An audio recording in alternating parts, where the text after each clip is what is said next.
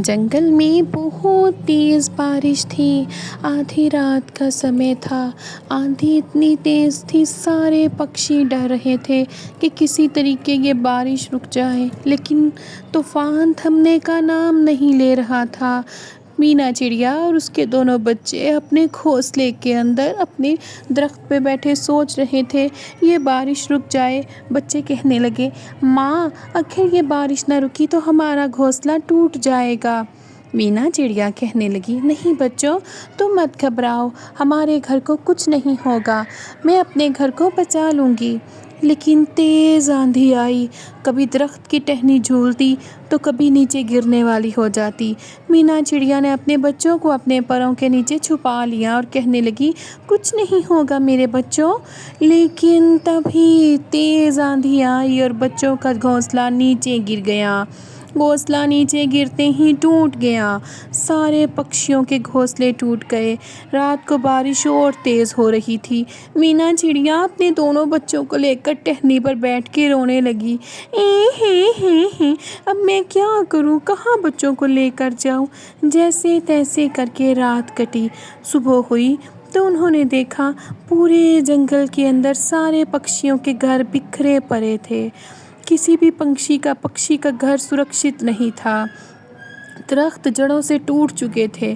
مینا چڑیا اپنے بچوں کو کہنے لگی، بچوں تم یہاں رکو، میں تمہارے لیے گھاس ڈھونڈ کر رہتی ہوں تاکہ اپنا گھر بنا سکیں۔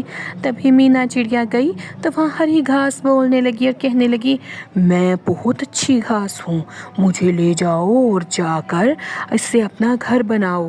تبھی مینا چڑیا نے اس گھاس سے جادوئی گھر تیار کر لیا۔ کالو کوا کہیں دور سے اڑتا ہوا آیا، کیونکہ اس گھر کی بات پورے جنگل میں پھیل گئی تھی کہ مینا چڑیا نے سندر سا گھر تیار کر لیا ہے۔ تبھی کالو کوا کہنے لگا، مینا چڑیا کیسے بنا لیا اتنا پیارا گھر تم نے؟ کل تک تو تمہارا گھر ٹوٹا پڑا تھا۔ باقی پکشی بھی بہت حیران ہو کر پوچھنے لگے کہ مینا چڑیا نے اتنا پیارا گھر کیسے بنا لیا۔ مینا چڑیا نے انہیں بتایا کہ یہ جادوئی گھاس سے تیار کیا گیا ہے۔ مٹھو طوطا کہنے لگا، مجھے بھی ایسا گھر تیار کر دو نا مینا چڑیا۔ تبھی مینا کہنے لگی، ہاں میں سارے پکشیوں کے ایسے گھر تیار کر دوں گی۔ تبھی وہاں پر ٹونی چڑیا بھی آ گئی، جس نے اپنی بغل میں اپنا بچہ دبایا تھا، اور وہ کہنے لگی، مجھے بھی ایسا گھر تیار کر دو نا، مجھے بھی ایسا گھر چاہیے۔ تبھی وہ کہنے لگی، گھبراؤ نہیں، میری ماں سب کو ایسا گھر تیار کر کے دے گی۔ تبھی مینا چڑیا سارے پکشیوں کے لیے گھر تیار کرنے لگی۔ آدھی رات کا سمے ہوا تو کالو کوا اپنی حرص میں اندھا ہو چکا تھا۔ اس نے سوچا کیوں نہ ان کا گھر لے لیا جائے۔ وہ کہنے لگا، مینا چڑیا کا گھر میرا ہوگا، میں اس چڑیا سے اپنا گھر چھین لوں گا، یہ غریب چڑیا اس گھر کے قابل نہیں ہے۔ تبھی وہ رات کو کلہاڑی لے کر آیا اور مینا چڑیا کے گھر کو اکھاڑنے لگا۔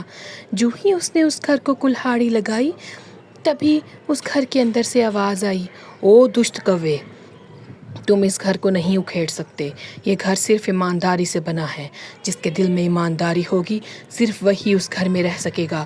تبھی گھر سے آگ نکلی اور کالو کوے کو جلانے لگا۔ کالو کوا کائیں کائیں کر کے شور کرنے لگا۔ تبھی مینا چڑیا نے آ کر اس پر پانی ڈالا اور وہ کہنے لگے کہ تم آدھی رات کو یہاں کیا کرنے آئے تھے؟ کالو کوا کہنے لگا، میں تو بس دیکھنے آیا تھا کیسا ہے مینا چڑیا کے گھر۔ باقی پکشی کہنے لگے، جھوٹ مت بولو کالو، تم اس گھر پر اپنی گندی نظریں جمائے بیٹھے تھے، تم یہ گھر نہیں لے سکتے۔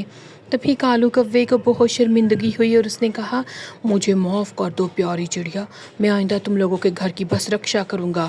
پھر مینا چڑیا نے سارے پکشیوں کے سندر سندر گھر بنا دیے۔